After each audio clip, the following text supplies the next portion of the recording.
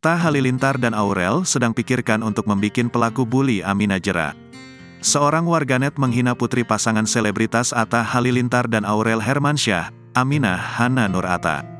Warganet itu melayangkan kata-kata tak pantas untuk Aminah Hana Nur Atta. Setelah menghina Aminah, warganet itu sudah meminta maaf. Permintaan maafnya itu dibuat dalam bentuk video dan sudah diberikan pada Atta Halilintar dan Aurel Hermansyah. Atta dan Aurel membenarkan sudah menerima video permintaan maaf dari pelaku bully tersebut. Kalau permintaan maaf sih sudah ada.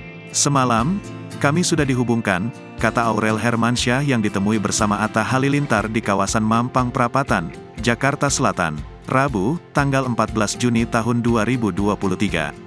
Meski sudah memaafkan, Atta mengakui masih berat untuk melepaskan atau tidak memproses pelaku bulinya itu. Saya sudah terima video permintaan maafnya hari ini. Tetapi gimana ya, ucap Atta Halilintar.